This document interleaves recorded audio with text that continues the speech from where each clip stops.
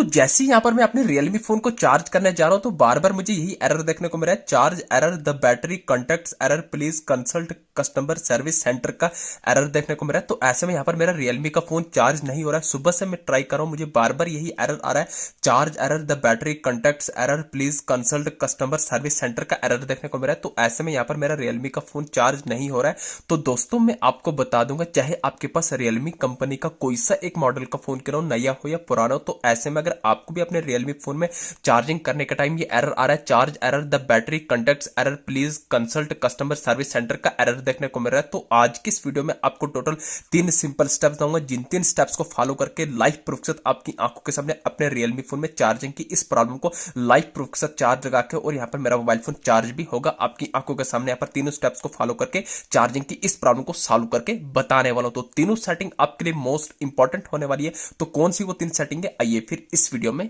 जानते हैं।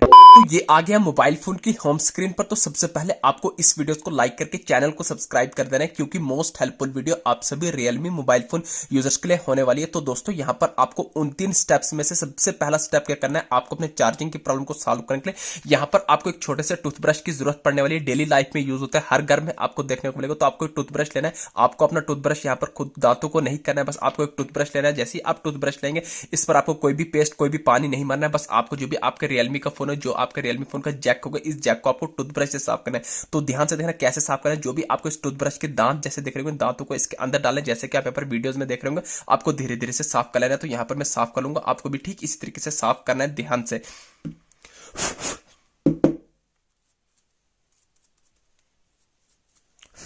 तो जैसा कि आप देख रहे हैं यहाँ पर आपकी आंखों के सामने, यहाँ पर मैं अपने Realme फोन में टूथब्रश से जो अपने Realme फोन का जैक साफ करूं, तो आपको भी इसी से करना है। जैसे कि आपने जो इसके दांत होते हैं, इन दांतों को इस जैक के अंदर डाल के आपको अच्छे से धीरे धीरे साफ करना है। आपको 1-1.5 मिनट लगेगा, बट आपको अच्छे से यहाँ पर इसको साफ कर देना है।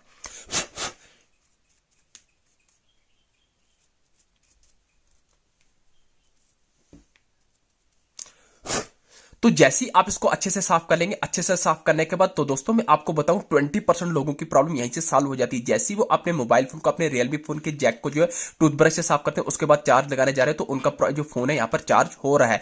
तो दोस्तों मान के चले कि अगर आपकी प्रॉब्लम अभी भी सॉल्व हुई, तो अब आपको अपने Realme फोन में दूसरा स्टेप क्या करना होगा, बहुत ही सिंपल है। यहाँ पर आपको एक छोटा सा कॉटन का कपड़ा लेना होगा। तो दोस्तों कॉटन का कपड़ा लेने के बाद आपको करना है, उस कपड़े के अंदर आपको छोटी सी लकड़ी डालनी होगी, लकड़ी डालनी होगी, पतली सी लकड़ी। जैसा कि आप देख रहे हैं, यहाँ पर मैंने इस कॉटन के कपड़े के अंदर छोटी सी लकड़ी डाली, लकड़ी डालेंगे तो आपको इस टाइप से नोक टाइप की बना देनी है, निब टाइप की बना देनी है। तो जैसे इस नोक को बनाएंगे, उसके बाद आपको अपने Realme फोन में के जैक में धीरे धीरे से इसको रब करना है। जैसा कि आप यहाँ पर देख रहे होंगे, आपको नोक बनानी है, उस नोक को आपको इस अपने जैक के अंदर डाल के धीरे धीरे से रब करना है। आप जैसा कि जानते हैं यहाँ पर बहुत ही वीक पॉइंट होता है, तो इसलिए आपको बड़ी एहतियात से इसको साफ करना होगा। ध्यान रहे आपको रब करना है दोस्तों। इसको रब करने से जो भी इसके अंदर डस्ट होगी, मॉइस्चर होगी, इस कॉटन के कपड़े के थ्रू वो बाहर आ जाएगा। जैसा कि आप देख रहे हैं, यहाँ पर मैं कर रहा हूँ, तो यहाँ पर मैं कर लूंगा।